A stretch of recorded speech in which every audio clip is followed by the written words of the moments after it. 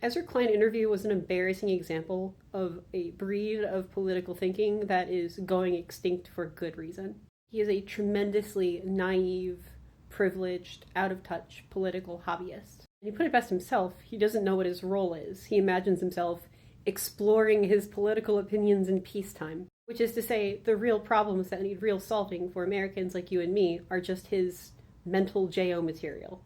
I disagree with the characterization that he's auditioning to be a West Wing character, because I think that's an insult to the West Wing and a very media-illiterate read. It's a great dialogue-heavy drama about the White House administration, where the fundamental premise established in the first episode is that we can have a conversation about these things. The idealism is the point, and very clearly signposted. But the conditions for clear, good-faith communication are not present in our real world. And regardless, the ability to persuade using such methods is certainly not found in Ezra Klein.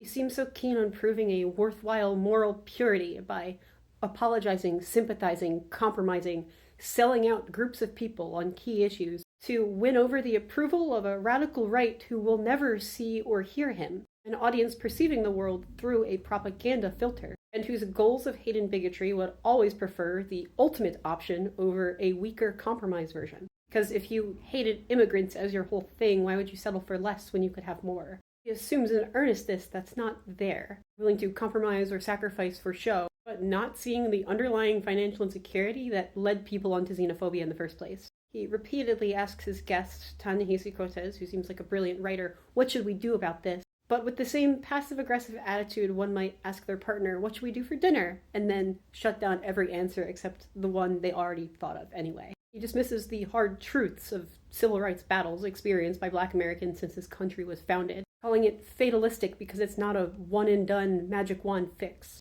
that the journey to a perfect world is not a one-step solution. Ezra Klein conflates hard times with defeat.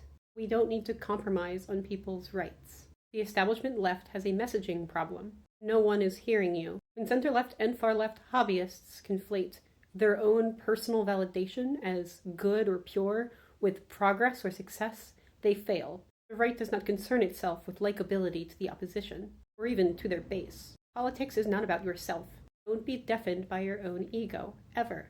People will happily, knowingly support an imperfect person if it leads to ends that help themselves. If that doesn't sit right with you, if your privilege is getting in the way of that, it's not your moment to lead. Listen and adapt to what's actually working. Your goal cannot be everyone will like me, or they'll see how perfect or good or better I am. Do more real change for people, or support the people who are, because it's not always your turn. It's not always about you, and it won't work to sacrifice others to make it about you. Don't waste your time appealing to a mythical centrist with mythical values, and certainly not this mythical cultist who's hanging onto your every word. The only people listening are the people you are throwing under the bus, and you've lost them too. Also, while the abundance premise correctly identifies the need to see more clear results from public policy and establish a more practical, visible, undeniable cause and effect, a naive dismissal of a need for redistributive policy only serves to enable a collapse into another version of trickle-down economics. Faster deregulated corporations will enjoy additional profits, but there's no reason they would give that to you. Basically, if you think politics can or should revolve around you, you're not paying attention.